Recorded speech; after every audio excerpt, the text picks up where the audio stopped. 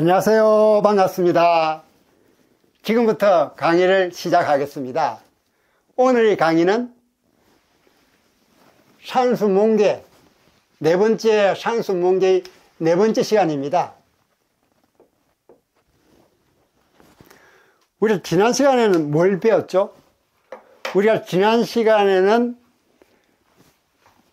유교 효사 중에서 초효, 이효, 삼효를 배웠습니다. 오늘은 사효, 오효, 상효를 배울 차례입니다.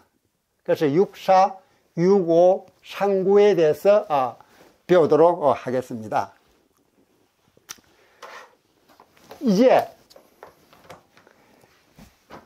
육사 효사에 들어가기 전에 우리가 초효, 이효, 삼효, 사효, 오효, 상효로 되어 있죠. 6개 효로 되어 있습니다. 우리가 지난 시간에는 각 효별로 계급이 있다 그랬죠. 그죠? 맨 밑에는 원사, 두 번째는 대부, 세 번째는 삼공, 네 번째는 제후, 다섯 번째는 천자, 맨 위 상효는 상제를 가리킨다고 했습니다.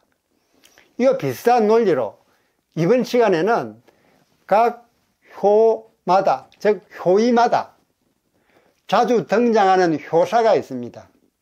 그 효사가 무엇인지 그걸 보도록 하겠습니다. 먼저 이 산수몽계를 여기 그대로 그렸습니다. 보면은 초효, 이효, 삼효, 사효, 오효, 상효입니다. 자, 보면 초효에는 산수몽계를 그렸을 뿐이지 다른 괴상도 다 마찬가지입니다. 초효, 이효, 삼효, 사효, 오효, 상효, 여기에 효이별로 어떤 효사가 자주 등장하느냐 하는 부분을 설명드리는 것입니다. 자, 먼저 초효. 초효는 맨 아래에 있죠. 우리 인체로 비교하면은 발에 해당이 됩니다. 그래서 발과 관련된 효사가 많이 나옵니다. 한번 볼까요? 이건 족, 지, 무, 미, 리. 한자로 쓰면은 족, 지, 무, 미, 리입니다. 뜻은 발, 발가락, 무는 엄지발가락입니다. 그 다음에 미는 꼬리죠. 꼬리. 동물 같으면 꼬리 맨 밑에 달려있는 겁니다. 리는 신발, 신발로 신는 거 있죠. 그 맨 아래를 의미하죠. 이런 식으로 이 효 위에는 족, 지, 무, 미, 리라는 이런 효사가 자주 등장하는 편입니다. 반드시 등장하는 게 아니고 이런 효사가 자주 나온다는 부분을 좀 설명을 드리고 있는 겁니다. 또 두 번째 효에는 중, 포, 유, 황. 이게 중, 포, 유, 황. 중은 가운데 중자죠. 그죠? 이 이효와 오효는 중간에 있기 때문에 중을 덕했기 때문에 이 중자가 자주 등장합니다. 중자 외에도 포자, 은은할 유자, 그 황색의 황자, 그러니까 중, 포, 유, 황 이런 효사가 이효와 오효에는 자주 등장한다는 얘기입니다. 왜? 보다시피 이효와 오효는 중을 덕했죠. 즉 중간호입니다. 하교에서 중간호, 상교에서 중간호가 위치에 있기 때문에 중, 포, 유, 황이라는 이런 호사가 자주 나오는 겁니다. 참고로 한번 볼까요? 여기 이효를 보면은 포자가 나오죠. 이 이효에 포자가 나옵니다. 그죠? 이런 식으로 자주 등장하는 효사를 우리가 미리 알아두면은 또 그 효사가 왜 그 효위에서 자주 등장하는지를 얘기를 할 수 있다 그러면 우리가 쉽게 효사를 읽어낼 수 있겠죠.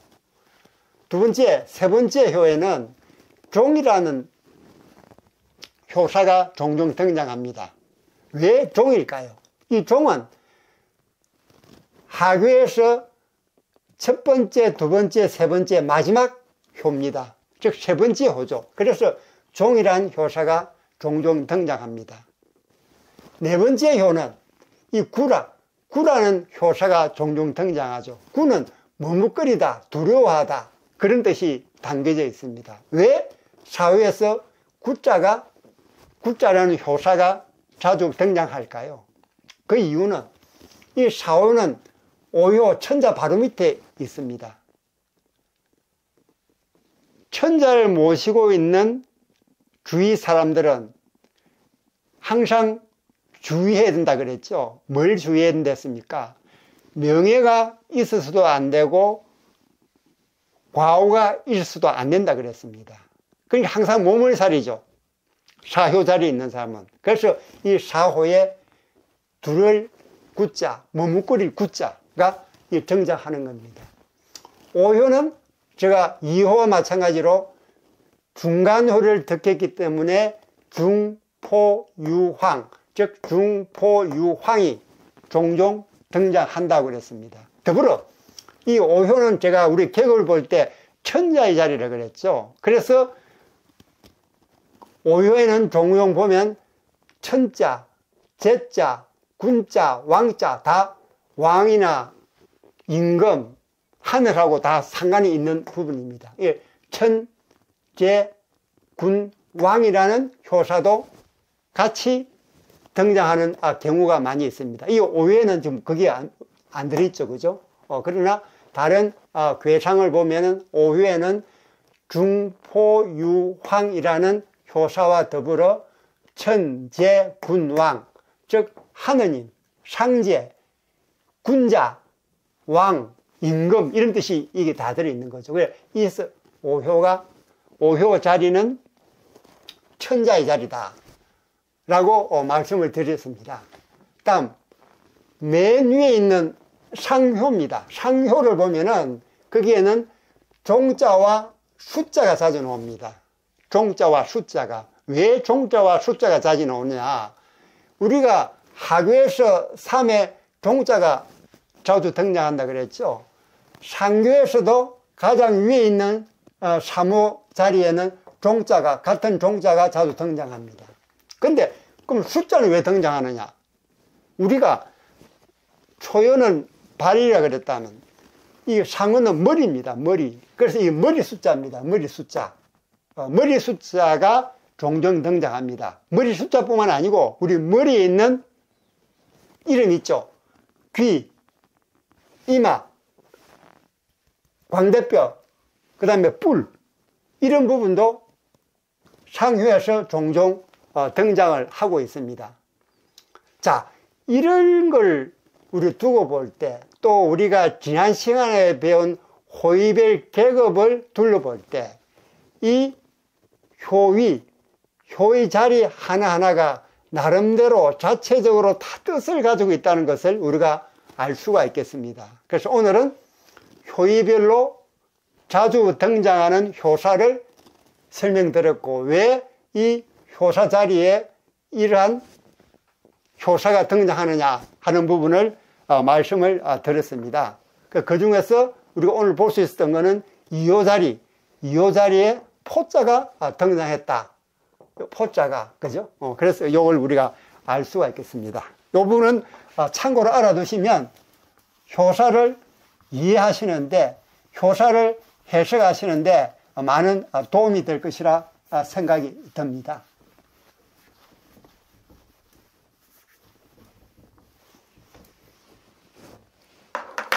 자, 이제 본론으로 들어가겠습니다. 육사가 곤몽인입니다. 한번 적어볼까요? 육사의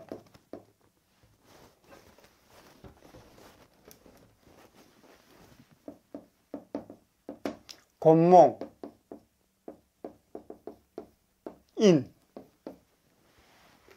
자, 곤몽인은 우리가 어떻게 해석을 할 수 있을까요? 곤몽, 몽매함을 벗어나지 못하니 어려움이 있다라고 해석이 되겠습니다. 왜 이런 해석을 할 수 있을까요? 이 곤자를 보시면요. 이 곤자는 굿자 플러스 나무 목자로 되어 있습니다. 이 나무 목자가 이 틀 안에 갇혀버렸죠. 갇힌 거 버립니다.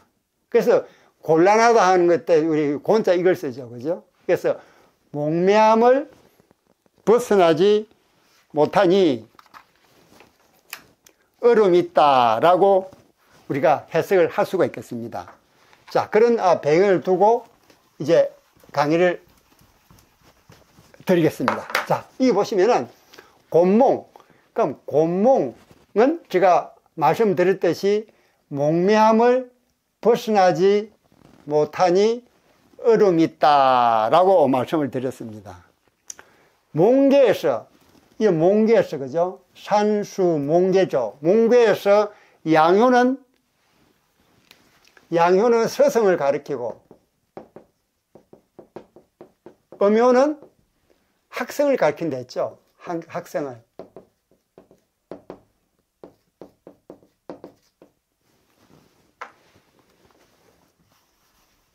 음효는 학생을 가리킨다고 했습니다.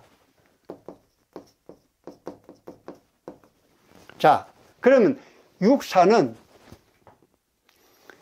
양효입니까? 음효입니까? 음효죠. 음효니까 학생입니다. 학생. 즉 깨우침을 받는 사람이죠. 육사의 음효가 나타나는 것은 깨우침을 받는 사람이죠. 그러니까 학생으로 제가 비유를 했습니다. 그런데 이 육사가 음효로서 깨우침을 받는 사람인데 가만히 보니 아래 있는 육삼도 음효고 위에 있는 육오도 음효입니다. 그러니까 가르칠 사람하고 둘러싸인 게 아니라 가르침을 받는 사람한테 둘러싸여 있으니까 이 몽매함을 벗어나기가 어려운 것이죠. 몽매함을 벗어나기가 곤란한 거죠. 몽매함을 벗어나기가 어려운 겁니다. 그래서 어려움이 있다라고 얘기를 합니다. 자, 그리고 우리가 물상으로 보면요, 이 곤몽길이란 곤몽인이란 이 효사를 두고 물상으로 보면 우리가 하교 감에 이 감이죠, 그죠? 물을 상징하는 감개입니다. 감개에 가시밭이라는 길, 가시밭길. 감개 물상에는 가시밭이 있습니다.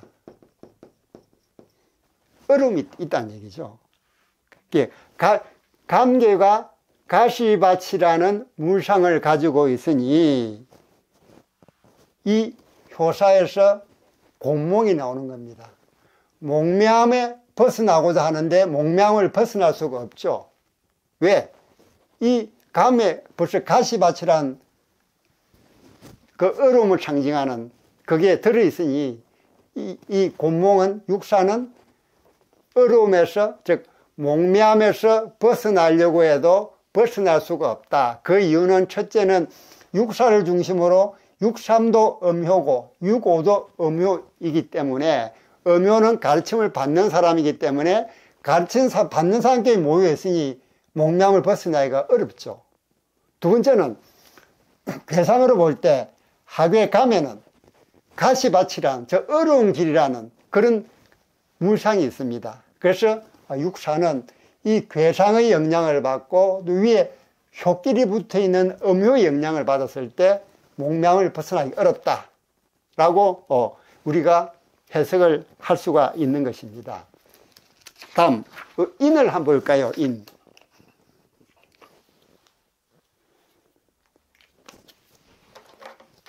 이제 이거는 곤몽은 이제 설명을 드렸고 두 번째 인을 한번 보십시다. 인. 인은 어려움이 있다는 그런 뜻이죠. 그죠? 인은. 근데 육사는 어느 효하고 상응합니까? 육사는 상교의 첫 번째 효니까 하교의 첫 번째 효인 초유하고 상응하죠. 근데 둘 다 음효이기 때문에 상응은 하지만 서로 상응하는 관계이긴 하지만 정응하지 못합니다. 왜? 음효로 되어 있으니까 정응할 수가 없는 거죠. 그죠? 그래서 육사는 초육과 상응하지만 정응하지는 않는다 라고 말씀을 드려서 그렇기 때문에 어려움이 있다는 겁니다. 서로 정응하는 관계 같으면 제가 말씀드릴 때 지난 시간에 결혼을 청하는 관계가 된다라고 말씀을 드렸습니다. 결혼을 청한다는 얘기는 둘이 사이가 좋아진다는 얘기죠. 그러나 음효이기 때문에 정응하지 못하다. 그래서 좋지 못한 효를 가지고 있다는 겁니다. 자, 제가 지난 시간에 길흉회린을 설명드렸죠. 길흉회린. 제가 한번 더 적어볼까요? 이제 아시니까 제가 한자로 적겠습니다. 길, 회, 그 다음 인, 그 다음에 흉. 이렇게 제가 지난 시간 말씀드렸죠. 그러면서 회는 자기 잘못을 뉘우치기 때문에 길한 쪽으로 가지만 이는, 여기 이는 자기 잘못을 뉘우치지 않으니 흉함 쪽으로 가게 되어 있다고 말씀을 드렸습니다. 근데 길, 흉, 회린, 즉 길, 흉, 회, 길, 흉, 회, 린. 이 외에 하나가 더 있습니다. 그건 뭐냐면 구입니다. 구. 길, 흉, 회, 린, 구. 구는 이렇게 쓰죠. 구는 이 구자입니다. 이 구자, 이 5개, 길, 회, 린, 흉, 구는 점사에서 하나의 점사 판단사로 사용됩니다. 근데 길은 알다시피 우리가 길하고 흉하고 회는 후회를 하고 이는 후회하지 않는다. 그러니까 구는 과오는 이때 과오를 보완을 합니다. 이 과오를 보완하는 겁니다. 구는 과오 보완. 그러니까 좋지는 않지만 그렇게 나쁘진 않죠. 왜? 자기 과오를, 자기 잘못을 보완을 하니까요. 그럴 경우에 구자가 등장하게 됩니다. 그래서 길흉, 회린, 구는 점사의 판단사다. 또 이 관련해서 개사전에 보면요. 개사전 아직 우리가 이제 배우지는 않았습니다만은 이 길, 흉은 덕실을 얘기합니다. 덕실. 얻고 잃어버린 덕실을 길흉을 개사전에서는 덕과 실로 표시를 합니다. 즉 길은 얻는 것이고 흉은 잃어버린 것이다 라고 얘기를 합니다. 그리고 회리는 작은 잘못 또는 작은 허물을 얘기하고 회리는 그 다음 구는 과오를 보완하는 거다. 과오가 있지만 보완을 했다는 얘기입니다. 이런 식으로 이 점을 쳐가지고 점복이 나오면 그 판단사는 길, 흉, 회, 린, 구로 나타나는데 이게 우리 괴사나 효사에서 계속 나오고 있죠. 그죠? 길, 흉, 회, 린, 구. 그 뜻은 일이란 뜻을 가지고 있다 하는 부분을 여러분들이 알아두시면 좋겠습니다. 자, 그럼 우리가 육사효사를 배웠는데 그럼 육사효사는 위에 있는 괴사와 상사와 연관시킬 때 괴사와 상사의 어떤 면을 얘기하고 있는 것일까요? 육사는 우리가 효사를 해석할 때는 항상 괴사와 상사와의 관계를 우리가 알아야 된다 그랬죠. 그럼 육사는 우리가 괴사와 효사 중에서 어떤 부분을 얘기하고 있을까요? 쉽게 말하면 우리가 산수몽교가 배우는 과정을 얘기하는 거 아니겠습니까? 이 배우는 과정 중에 어려움을 지금 얘기하고 있는 겁니다.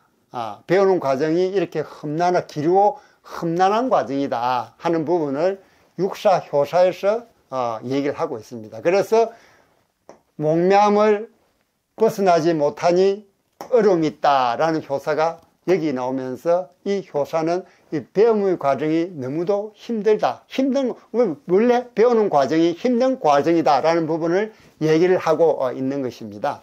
다음은 6.5 동몽길입니다. 동몽길. 자, 여기를 보시면 이 동몽길은 몽매함이 어린아이 같아 길하다. 이렇게 해석이 되겠습니다. 몽매함이 어린아이 같아 길하다. 자, 이건 또 뭘 의미할까요? 먼저 우리가 동몽을 한번 볼까요? 동몽. 동몽을 보면 우리가 몽괴 괴사에서 말하는 동몽은 여기서 말하는 동몽하고 우리 괴사에서 말하는 이게 동몽, 이게 동몽이 있죠. 이 괴사에서 말하는 동몽은 바로 효사의 유고 동몽을 얘기합니다. 종종 괴사 내용이 그대로 효사 내용으로 들어오는 경우가 있습니다. 그럴 경우는 대체적으로 그 효사가 그 괴에서 주요한 호가 된다. 또는 주요한 괴주 또는 주효가 된다고 얘기합니다. 그래서 6.5가 이 산수몽괴에서는 괴사의 뜻을 가장 잘 받들고 있는 것입니다. 자, 이 6.5는 무슨 자리라 그랬죠? 천자의 자리 그랬죠. 천자의 자리이기 때문에 천, 제, 군, 왕이라는 효사가 자주 나온다고 제가 조금 전에 설명을 드렸죠. 그죠? 여기는 천자의 자리입니다. 즉 왕의 자리입니다.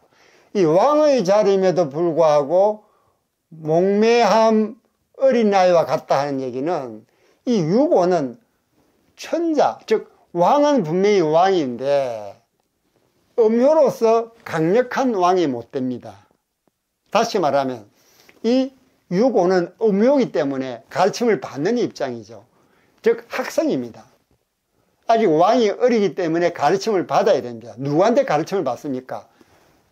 정하는 구이한테서 가르침을 받습니다.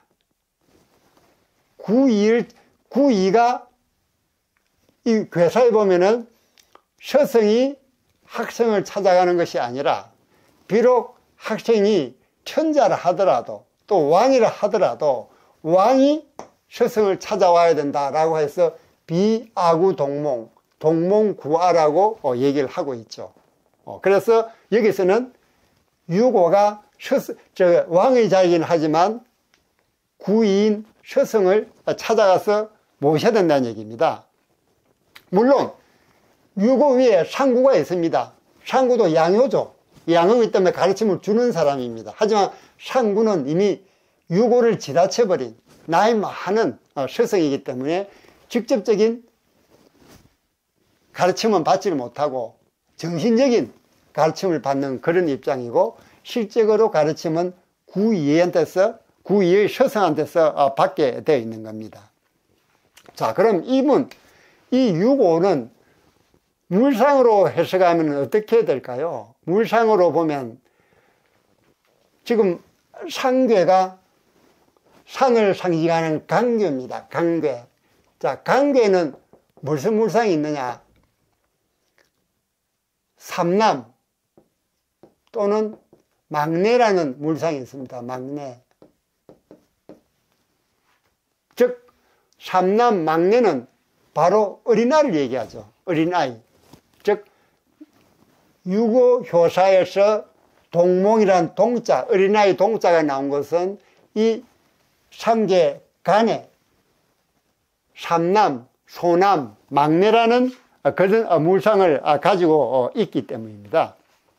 그리고 6.5는 신하이면서도 6.5는 왕이면서도 신하인 구의처성을 공손하게 받듭니다.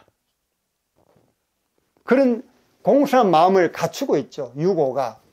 그래서 교회사에서 구의가 즉 서성이 내가 동몽을 찾아가는 것이 아니라 동몽인 6.5가 나를 찾아온다고 얘기한 부분이 바로 괴사에서 그런 의미에서 교사가 나온 겁니다. 그래서 유고는 구의 서성을 모시면서 공손한 마음을 갖추고 있고 또 서로 정응하고 있죠. 음효와 양효를 정응하고 있습니다. 그래서 길하다고 합니다. 목미한 어린아이 같아 길하다. 그 이유는 왕의 자리에 있으면서도 배울 학생이기 때문에 신하인 서성 구의를 공손하게 잘 모시고 있다. 그리고 유고와 구의가 음효와 양효로서 정응하기 때문에 길하다라는 효사가 유고에 나오는 것입니다. 자, 그럼 유고는 우리에게 또는 괴사나 상사에서 우리에게 무엇을 얘기해 주고 있을까요? 유고는 바로 배우는 과정에 있는 학생의 자세를 얘기합니다. 배우는 학생의 자세는 이래야 된다라고 유고는 효사에서 그 뜻을 함의하고 있는 것이죠. 그래서 유고는 배우는 학생의 자세가 어떻게 해야 된다라는 부분을 얘기를 하고 있는 겁니다. 다음 상구를 볼까요? 상구. 상구를 보면 경몽,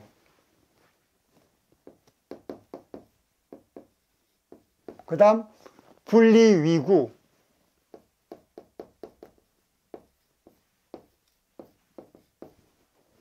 그 다음에 이어구입니다.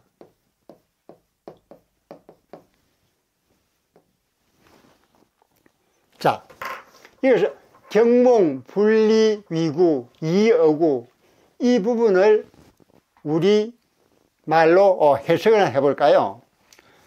목매함을 깨우친다. 격파한다는 얘기죠. 격은 격몽이니까요. 경몽, 분리, 위구, 이어구입니다. 경몽, 분리, 위구, 이어구. 즉 목매함을 깨뜨린다. 또는 목매함을 깨우친다. 이 구자는 도적 구자입니다. 도적. 도둑할 때 도적. 도적 구자인데 이 도적 구자니까 어떻게 해석을 하냐 그런 도적이 되게 하는 것은 이롭지 못하고 도적이 되는 것을 막는 것은 이롭다. 즉 도적이 되게 하지 말고 도적이 되는 것을 막으라는 그런 효사를 상구는 가지고 있습니다. 그럼 경몽을 먼저 한번 볼까요? 경몽. 이 경몽은 어떻게 해서 나왔는지 한번 보도록 하겠습니다. 자, 먼저 상구는 양효입니까? 음효입니까? 양효죠. 양효는 깨우치는 사람이죠. 깨우쳐 주는 사람입니다. 즉 양효는 깨우치는 사람입니다. 상구와 구이는 모두 양효로서 깨우침을 받는 것이 아니라 깨우침을 주는 사람이죠. 그리고 구이는 중을 덕했기 때문에 이 포라는 효사가 나왔다 그랬죠. 그죠? 마찬가지로 중을 덕했기 때문에 목매한 사람을 이렇게 포용을 합니다. 포용을 하면서 어떻게 가르치느냐? 관용으로 다스립니다. 관용으로 가르쳐 줍니다. 포용을 하기 때문에 관용을 할 수 있죠. 반면에 상구는 이 괴상의 맨 끝에 있습니다. 맨 끝에 있죠. 그 다음에 중을 덕하지 못했습니다. 중은 오효에 있죠. 2효와 5효가 중을 덕한 것이기 때문에 상구는 맨 끝에 있으면서 중을 덕하지 못했기 때문에 포용할 수가 없습니다. 그래서 어떻게 하냐? 무력을 사용하는 강압적 방법을 택합니다. 교육을 하는 데 있어서. 상구는 다시 말씀드리면 상구는 괴상의 맨 끝에 위치하고 두 번째 중자리를 덕하지 못했기 때문에 무력을 사용해서 강압적 방법으로 교육을 시킨다 라는 부분을 이 경몽으로 얘기를 하고 있습니다. 자, 먼저 이걸 물상으로 한번 볼까요? 경몽이 어떻게 나왔냐, 물상으로 한번 보십시다. 이게 산을 상징하는 강교라 그랬죠. 이 강교에는 또 무슨 물상이 있느냐? 강교에는 손이라는 손이라는 물상이 있습니다. 손. 그리고 이 격자를 보면 이 격자 밑에 손 숫자가 들어있죠. 손 숫자가 들어있지 않습니까? 그렇죠? 그리고 호계. 이제 우리 호계가 이제 아시겠죠? 초효와 산후를 제거하고 2, 3, 4, 5효를 가지고 2, 3, 4효를 내호계로 하고 3, 4, 5효를 외호계로 하는 것을 호계라 한다 라고 말씀을 드렸는데 3, 4, 5효를 보면은 음효가 3개입니다. 음효 3개는 뭐죠? 땅을 상징하는 곤이죠. 여기는 또 무슨 물상이 있냐면 손잡이라면 손잡이 물상이 있습니다. 자, 원래 간괴에 손이라는 물상이 있고 효사격 밑에 손수가 나오고 또 외호계 3, 4, 5효 외호계에 손잡이란 물상이 나오는 것을 볼 때 손하고 관계가 있다는 것을 알고 있죠. 즉 손을 교육도구로 사용한다는 겁니다. 무슨 뜻이냐 그럼 우리가 지난 시간에 배운 회초리를 사용한다는 얘기죠. 즉 무력을 사용한다는 얘기입니다. 우리가 중간호를 가지고 있는 구인은 목미한 사람을 포용해 가지고 그 다음에 관용으로 가르칠 수가 있는데 이 상구 즉 괴상의 끝에 있는 상구는 또 중도를 취하지 못한 상구는 손으로 무력을 사용해서 교육을 시킨다는 겁니다. 자, 이렇게 보면은 이 상구는 엄격한 교육 방법을 통해서 목매함을 깨우쳐주는 그런 효사가 되겠습니다. 그래서 이 경몽은 물상으로 볼 때 상대 간에 손이라는 물상이 있고 그 다음에 효사 격자를 봤더니 그 밑에 또 손 숫자가 들어가 있습니다. 그리고 외호계 3, 4, 5효 외호계를 봤더니 거기에 또 손잡이라는 물상이 들어있는 것을 볼 때 교육을 할 때 입으로 마음으로 포용으로 하는 게 아니라 손으로 무력을 사용해서 목명을 깨우친다는 부분을 우리가 여기서 알 수가 있겠습니다. 다음은 분리위구 이어구입니다. 분리위구 이어구. 이건 제가 어떻게 해석했죠? 도적이 되게 하는 것은 이롭지 못하고, 즉 도적이 되는 것은 막아야 하고, 도적을 막는 것, 도적되는 것을 막는 것이 이롭다. 그러니까 도적이 되게 하는 것은 이롭지 않고 도적이 되게 하는 것을 막는 것, 도적이 되는 걸 막는 것이 이롭다라고 해석을 한 바가 있습니다. 자, 여기에는 재밌는 얘기가 들어있습니다. 분리위구 이어구. 법가사상가들은 엄격한 교육 방식을 택했습니다. 법가라 그러면은 한비자가 떠오르죠. 중국을 최초로 통일한 나라가 어디입니까? 진나라죠. 진나라의 상황은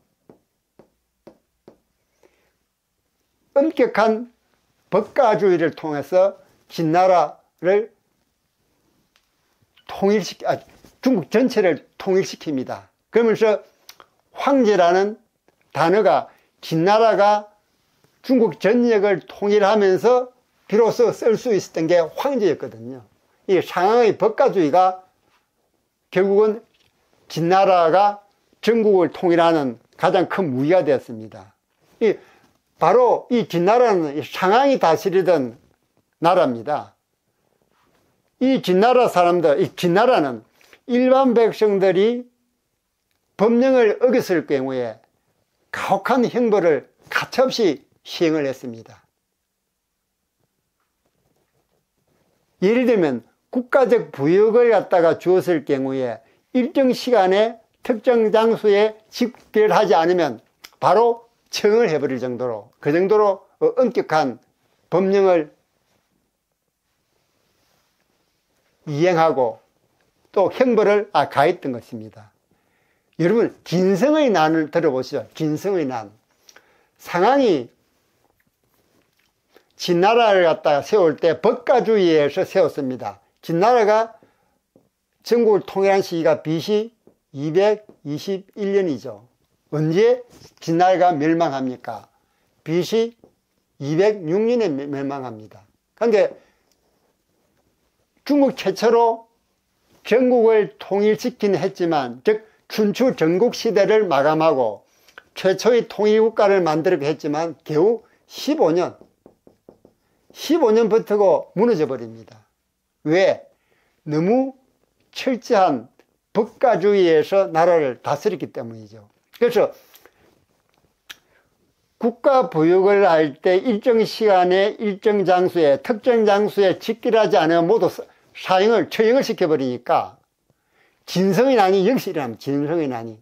결국 진나라가 멸망에 된 계기가 결국 진성이란 농민 반란이 얻은 거죠. 이 진성이란 이분은 누구냐?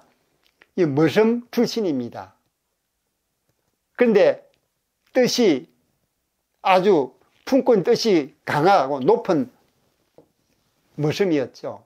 그래서 한 번은 이 진성이 머슴 시절에 나는 지금은 머슴 생활을 하고 있지만 앞으로 돈을 많이 벌어서 부귀영화를 누리고 싶다라고 얘기를 하니까 그것을 엿들은 주인이 너가 어떻게 부귀영화를 얻겠느냐라고 핀잔을 줍니다. 그랬더니 진성이 하는 말이 있죠. 제비나 참새가 어찌 기력이나 권위의 뜻을 알리요 하는 말이 이 진성이 하는 말입니다. 제비나 참새가 어떻게 기력이나 권위의 뜻을 알리요 하는 게 진성이 하는 말입니다. 두 번째, 또 유명한 말이 진성이 농민 반란을 일으켰습니다. 그런데 농민들에게 어떤 주황의식을 심어줘야 되지 않겠습니까? 그때 하는 말이 왕후장상의 씨가 따로 있다더냐. 다시 말하면 왕후장상, 이걸 한자로 한번 적어볼까요? 왕, 후, 장, 상. 이게 왕이고 이건 제후입니다. 왕후 장상인데 이건 장군이죠. 상은 제상을 말합니다. 제상. 그러니까 왕후 장상이 정해져 있는 게 아니다. 우리가 나라를 세우면 우리가 바로 왕후 장상이 되는 거 아니냐. 그 씨가 정해져 있는 것이냐 하면서 농민들의 의욕을 북돋우죠. 그러니까 머슴 출시긴 하지만 진성이 말한 이 두 가지 어구는 지금까지도 회자되고 있습니다.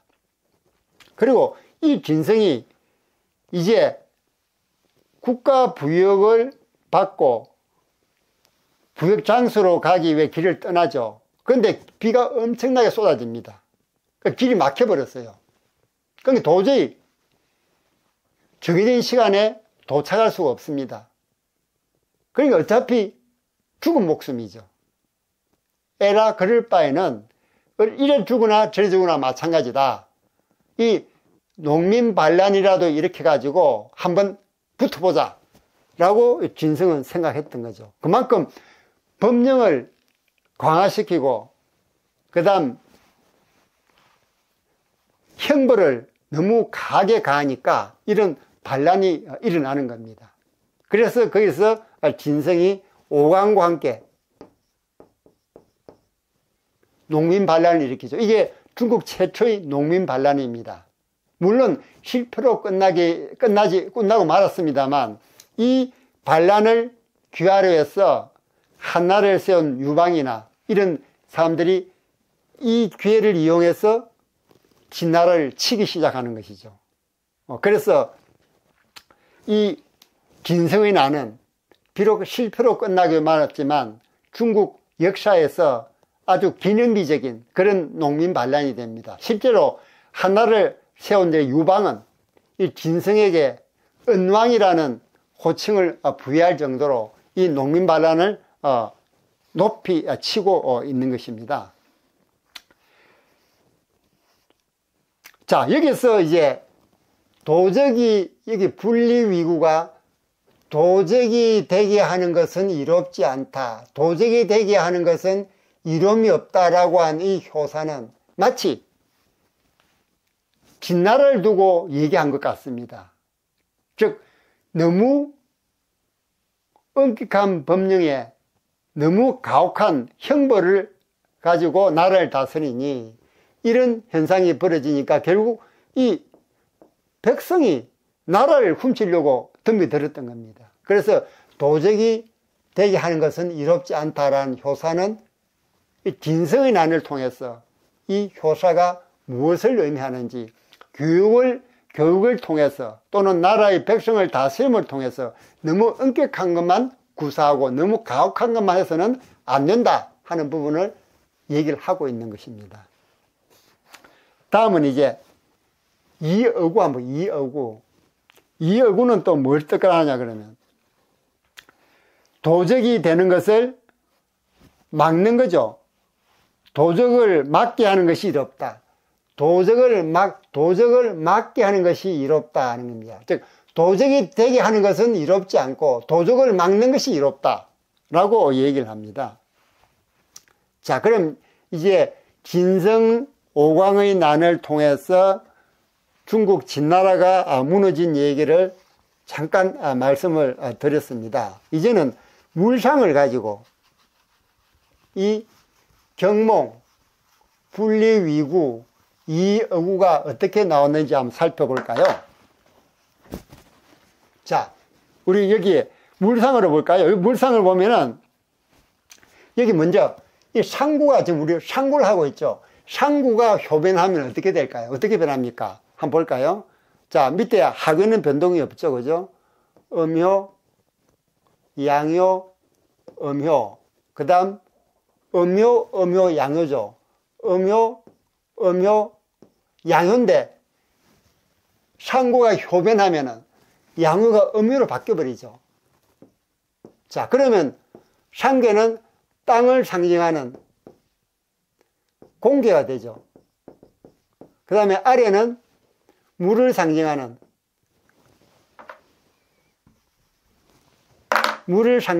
감괴가 됩니다. 그렇죠, 그죠? 그래서 이 괴는 지수사가 되죠. 지수사.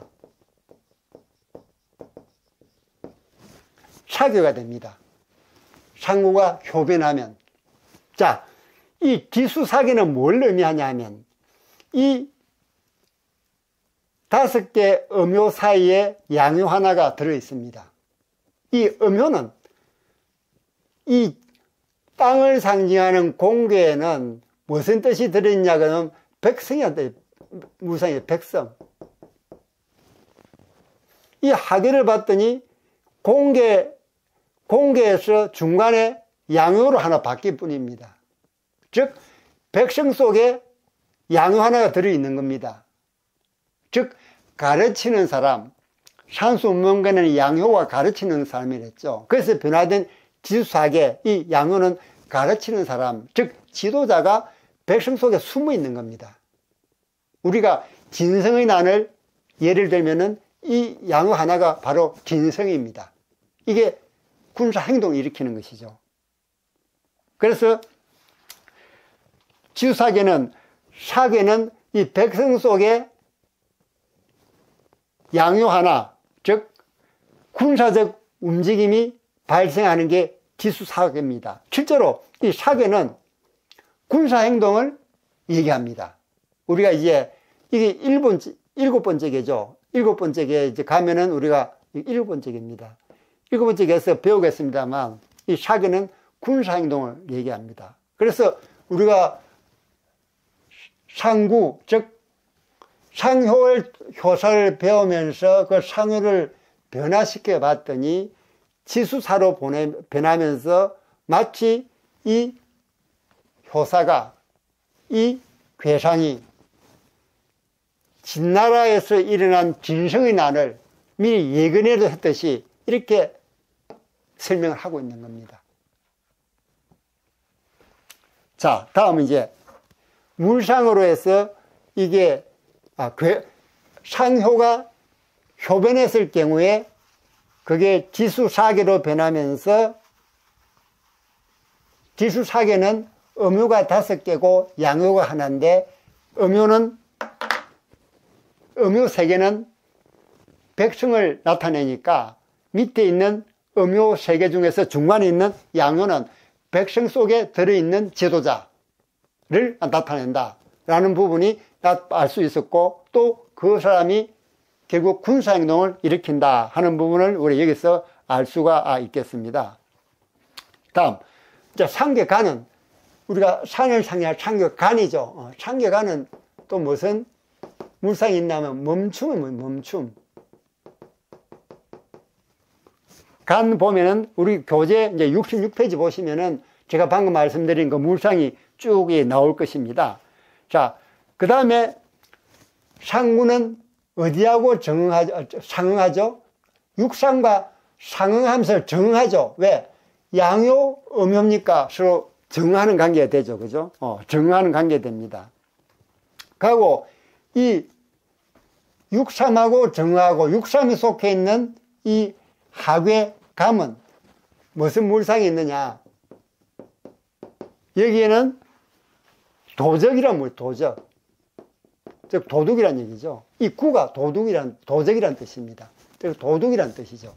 즉 도적이 되는 것을 멈추게 한다, 즉 막는다는 뜻이 됩니다. 그래서 이 물상을 통해서도 이 효사, 분리, 위구가 어떻게 나왔는지를 우리가 알 수가 있겠습니다. 또 이 상구는 유고와 침비하죠. 침비한다는 얘기는 양효, 음효가 있으면서 힘센 강한 양효가 약한 음효 위에 있을 때 침비한다 그랬습니다. 거꾸로 양효 위에 음효가 있으면은 그건 침비가 아니고 역비랍니다. 역비. 거꾸로 했던 얘기죠. 침비하고, 그 다음에 음효가 양효를 따르고 있습니다. 그렇죠? 약한 음효가 강한 양효를 따르고 있습니다. 그래서 이 이어구, 도적을 막는 것이 이롭다. 즉 여기는 멈춘 또는 막다른 의미가 있죠. 물상을 가지고 있습니다.